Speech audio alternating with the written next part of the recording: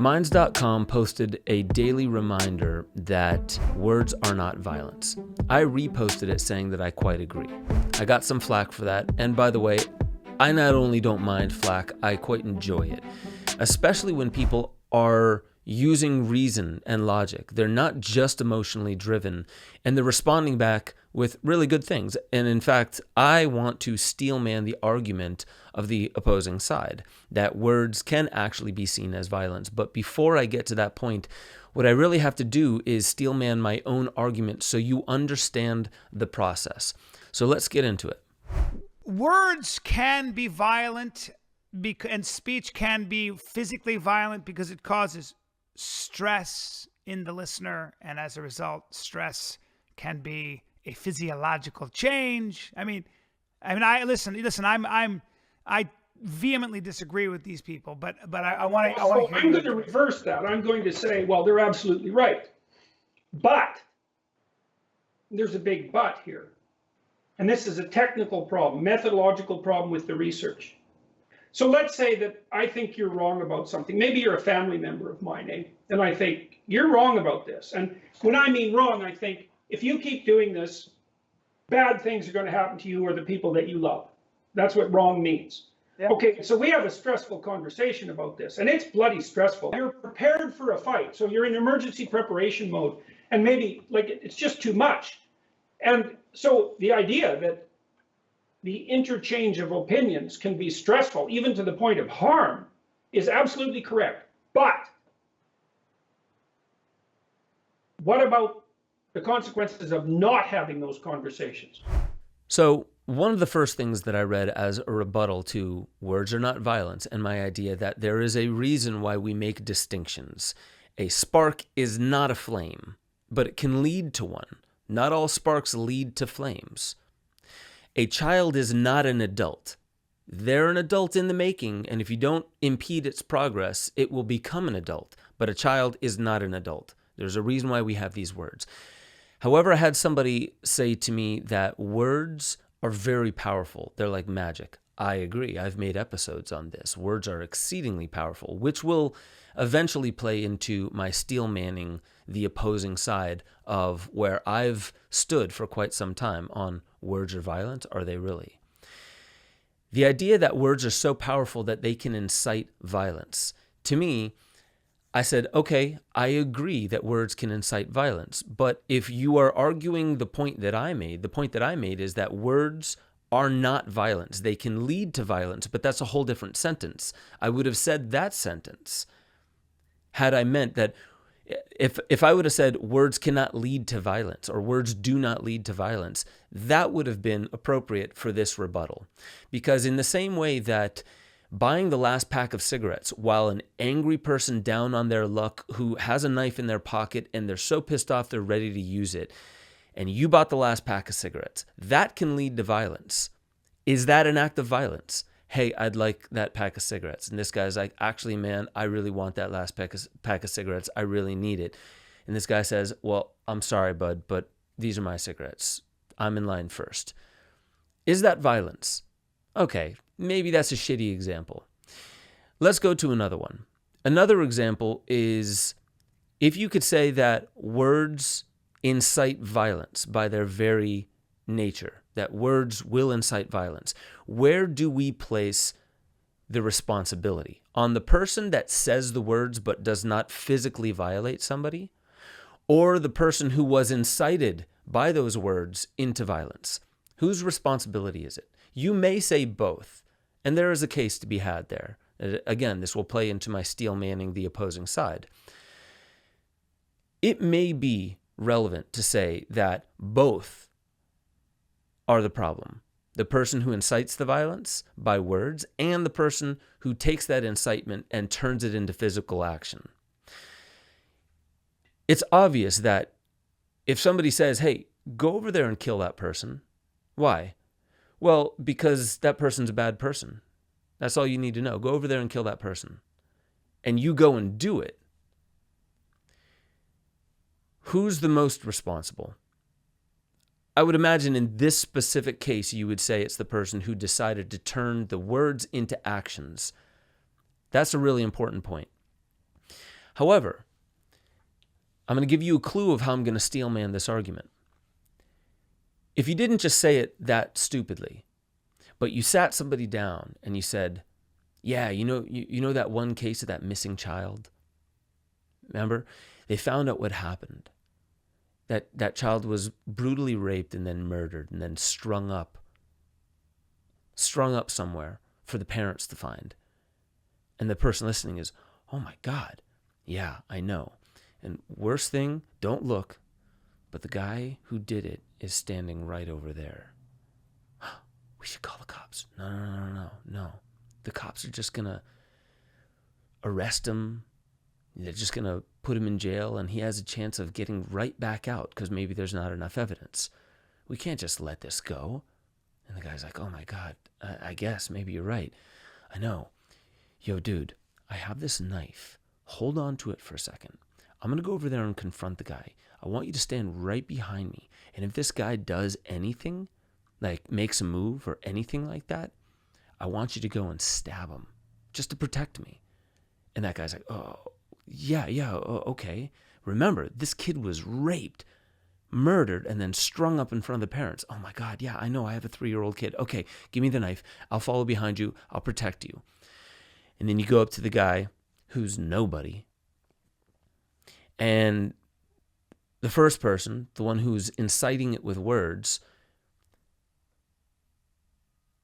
the facial expressions can't be seen by the guy with the knife. And he says something that incites the guy to kind of like bro up and posture. And so what does this other guy do? Oh no, he's about to attack. So he comes over and he stabs the guy in the chest.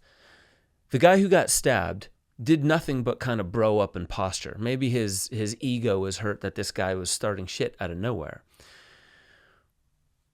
This is a little different than just, yo, here's a knife. See that guy over there? Go kill him. It's more sophisticated. I'll get back to that in a moment, the more sophisticated part. There's another part of this where somebody gave a rebuttal and said, we should define what violence actually means before we have this discussion. And I said, this is a fair point.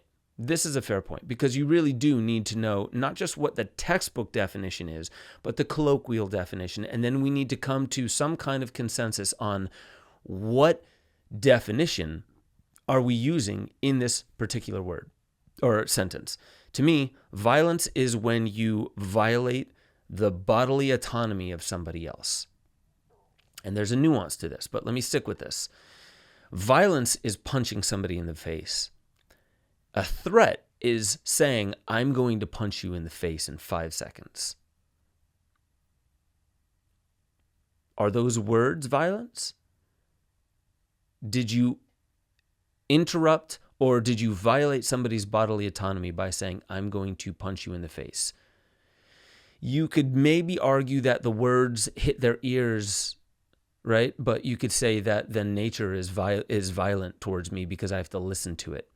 That, I can hear my heartbeat. That's violent, right?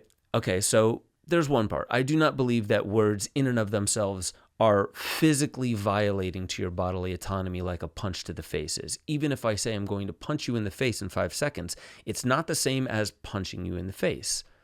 There is a difference.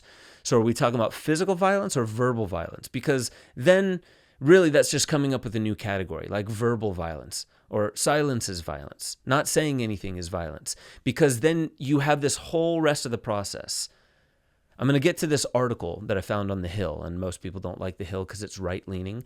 And I personally, I didn't fully like this article because you can see how it frames it, and it leaves out other possible ways of seeing that the left isn't fully like this and the right isn't fully just a victim of the left.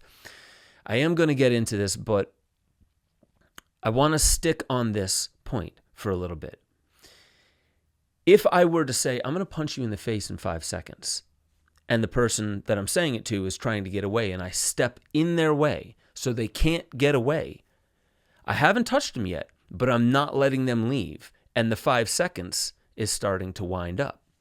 So, that's a little closer to violence, wouldn't you say? I would personally say that too, even though I do not believe words in and of themselves are physically violent. But then now you have to add that word physically violent. But just sticking with violence is violating somebody's bodily autonomy. Because you can even poke somebody in the chest. I would say that's violence. You should not touch somebody in an angry manner. You can touch somebody, like pat them on the shoulder and just be like, hey, bud, do you have the time? And if that person punches you in the face, you did touch their shoulder and maybe you startled them. You see how there's a lot of nuance here. So stay with me here. If I say I'm going to punch you in the face and then I don't let you leave, I block your way out, that's starting to get towards violence, because now this person, the threat is building up inside them and they're worried that they're about to get punched in the face, but they can't leave to get away from it. So violence is impending and there's a deadline and it's soon coming up and you're trapped. You're not allowed to get out. That's closer to violence. I still wouldn't say that's violating bodily autonomy, but it's much closer to violence, and I think there should be rules and regulations about it. I just would not say that that kind of an instance, even that, does not mean that words are physical violence. Now, verbal violence, for sure. However, there was this whole idea of hate speech. Hate speech is not protected under free speech. Free speech, you can say whatever you want. You can have whatever idea you want. The government can't say you're not allowed to hold that idea. You can hold these ideas, but you're not allowed to hold that idea. That is not a free society. So when you say that hate speech is not covered, then all you have to do is lump things into that hate speech. I'll go both ways. I'll say waving a Palestinian flag around is not violence, nor is it an incitement of violence, nor is it a direct support for Hamas. However, waving an Israeli flag is not disrespectful to Palestinians. It is not showing support of carpet bombing Gaza of 2 million people where half of them are 17 years and younger. So waving a Palestinian or an Israeli flag, rather, does not mean that you wish to carpet bomb Gaza. You need to make inferences.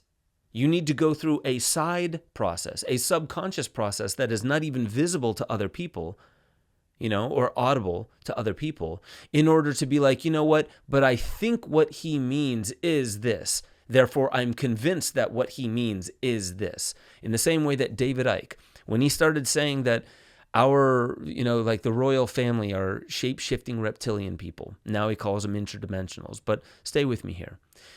People started saying he's anti-Semitic. The ADL started coming after him, saying that he was anti-Semitic because what he really means when he says shape-shifting reptilians is Jews. So he's against the Jews. He's saying the Jews have this grand conspiracy, and every time he says reptilian, he really means Jews. If I wanted to do that, I could say that every time Biden says a certain word, he's actually implying that he wishes to rape a 5-year-old boy. I'm not actually saying that. I'm saying that this is akin, maybe on a larger scale, so it might be a little bit of a logical fallacy, the ad absurdum, I think, or ad infinitum, where you take an argument from somebody, you blow it up to astronomical proportions, and then you argue against the worst of the worst, but not the actual argument itself. But I'm trying to show you that in the same way that I don't believe that you're allowed to just say that I think David Icke means Jews when he says reptiles, so now he's an anti-Semite. That's not logical. And if we start building some law around that, saying you're not allowed to talk about shape-shifting reptilians because that's anti-Semitic, and now we have a law against it. I hope you're staying with me, and I hope you understand I'm about to steel man this argument. The point that I'm really trying to make here, I think, can be shown by this article in The Hill. It's titled, "Your Speech is Violence, the Left's New Mantra to Justify Campus Violence." It highlights that a Hunter University professor, Shaylin Rodriguez, destroyed a pro-life display by force, proclaiming, "You're not educating shit. This is fucking propaganda. You are going to do, what are you going to do? Like anti-trans next. This is bullshit. This is violent. You are triggering my students. Okay. She said having a display promoting pro-life, which is one side of an argument, and then there's the pro-choice side of the argument. Which one do you think Rodriguez is?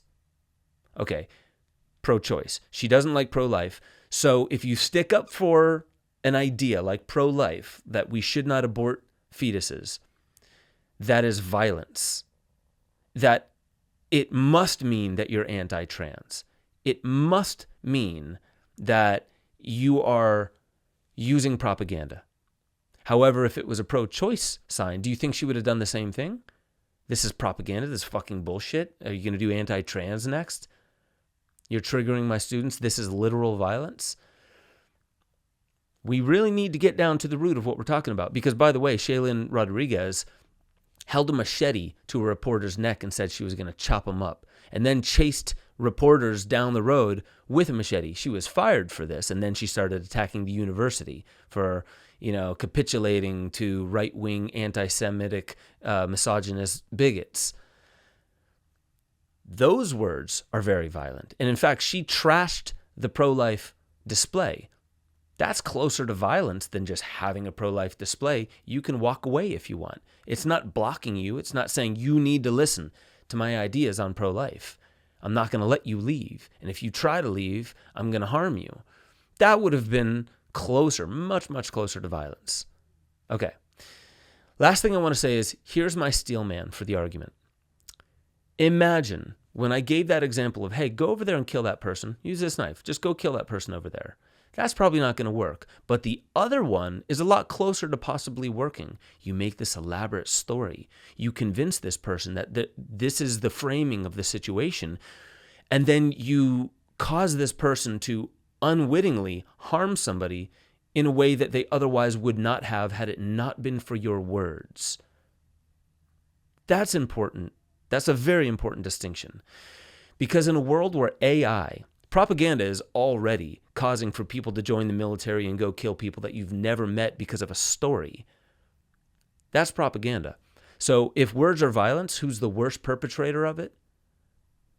Our very own military-industrial complex and our government and the institutions that uphold it and are lobbied to make it seem like this is very altruistic, to go to foreign countries, take their natural resources, put them into unfathomable debt, and then when they have a problem with us, we say they hate us because we're free, and then we go steal more of their resources, kill more of their people, and we think that we're doing it in the name of freedom, God, and country.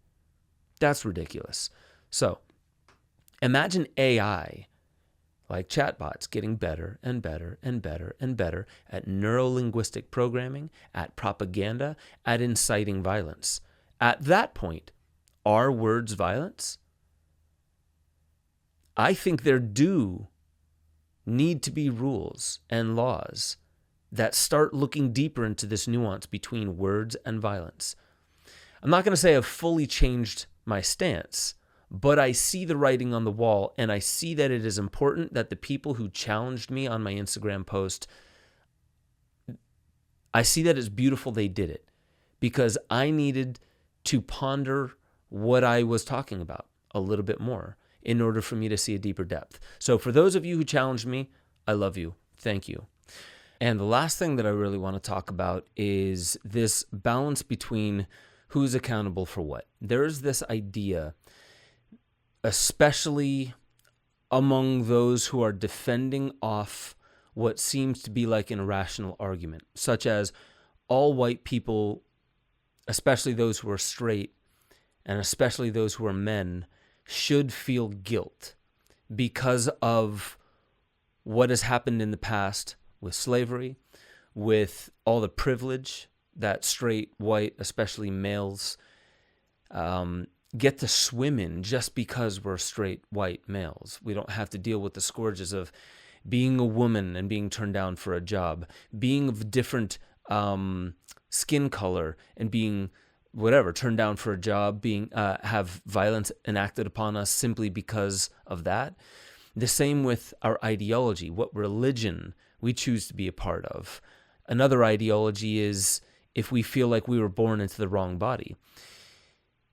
the fact that there seems to be an argument that makes us feel, us straight white men, I'll speak for us, that there seems to be an argument that we must uphold a level of shame and guilt, that is the way to offer back to the injustices, to all those who were less privileged than I and all straight white males. I'm in a relationship with an amazing woman, and oftentimes I don't understand the logic by which she is upset at me. And sometimes I feel that the solutions that are being proposed are also illogical. However, I'm in love with her enough, and I intend to continue to be in love with all life, the ups and the downs, enough to where I can apply this logic outside of just my relationship with my wife.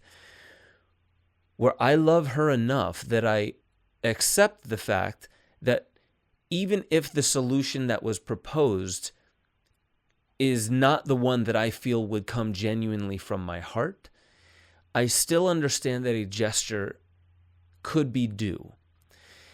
And that does not mean that I must because I've done something wrong. It simply means that I am in a position to possibly do something beautiful just by showing a gesture of love and apology, when in fact, deep down inside, I know that I didn't do anything personally to this person, but it would be a beautiful gesture. Do you see how that's kind of a nuance right there, that most people who feel, well, I don't need to be guilty because of my skin color, and I would never ask anybody else to feel guilty just because of their skin color. So why the hell should I entertain this idea that I deserve to apologize to you when I personally have done nothing to you? Do you see how that is also not taking responsibility for a role that anybody can step into? And it's an enlightened role of knowing that even though I am not personally responsible for this person's hurt, that because they are in front of me and there is something I could do that would reach into their heart from my heart, not from my guilt, from my heart, that should I be able to harness that posture, that composure, and that space from within that is empowered enough to heal the person in front of me no matter what my past is. If you can, and all of us can heal those around us, if I can heal the one in front of me, but I'm stuck in my justification for how I don't have to, that is actually a denial of my own higher potential. I hope you see that little element there, which means that if you're battling against trans rights movements because why should I have to follow in line with their reassignment of certain words like what a man and what a woman is? Why do I have to follow along with what seems like insanity to me? Because with that framing, what we're actually saying deep down inside on an empowerment level back to ourselves is, I feel offended by the fact that you feel I, standing before you, should rise to this miraculous height and bestow upon you gifts when it seems like you're upsetting me and you're mad at me. Why should I call myself to that higher occasion? Because I'm not seeing it in you. And therein lies the spiritual lesson. Giving love to people only when it's easy is not a great sign of love. It is a sign of love. The greatest sign of love is giving love to those who in the moment, it would be so easy to feel like they don't deserve it. And in that moment, if you can acknowledge that, you can also acknowledge that the higher potential for you to bestow healing upon this hurt person, no matter what they've said, no matter what their past is, no matter what they're doing in the present moment, you can still bestow love upon them. Keep that in mind next time you think that you have absolutely no responsibility and are under no accountability to heal the people around you simply because they annoy you or they're pushing your buttons. I am going to post this on YouTube because I think this is really powerful and potent. I haven't given you guys a deeper dive or an awakening protocol in the past week, I think 2 weeks maybe. I apologize. I plan on doubling up my efforts to give you more content here very soon because I feel refreshed. I was having a lot of relationship, not turmoil and issues, but really just deep healing that needed to come up, and I needed to take a break. So I went to Costa Rica. I did a lot of music. I did a lot of singing. I did a lot of healing. It was amazing. I thank all of you for sticking around in that time. I plan on giving you a lot of amazing content, and I hope to catch you next time on the Deeper Dives.